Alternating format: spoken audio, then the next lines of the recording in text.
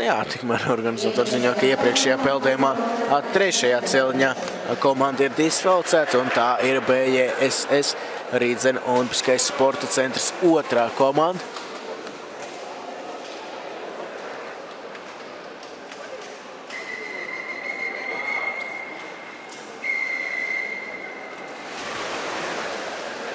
Jā, tātad, protams, sāk ar peldējumu uz muguras ar stafetē Allaž.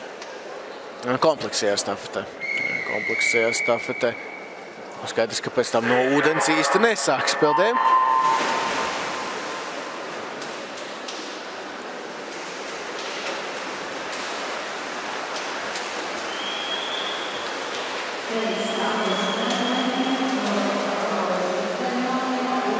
Trešajā celiņā vadībā izvirzījušās top meitenes Sigrīda Sepa. Peldējumā uz muguras pārliecinoši aiziet priekšā pretiniecēm, konkurentēm.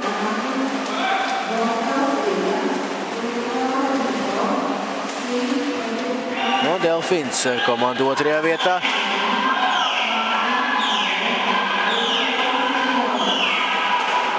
Joprojām top komanda pārliecinoši priekšā Delfins. Otrajā vietā.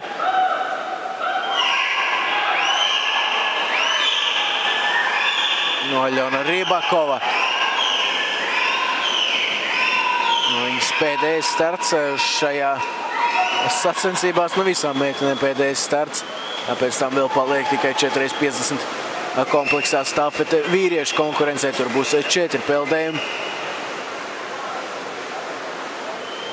Bet top komanda ļoti pārliecinoši priekšā pārējām.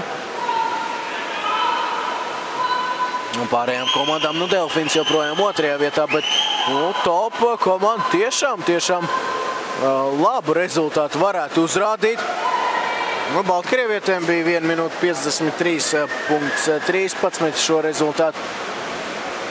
Igaunietis nepārspēs, bet būs zem 2 minūtēm. Kas arī būs labi, un ar to noteikti pietiks sudrabam. Tas arī ir skaidrs.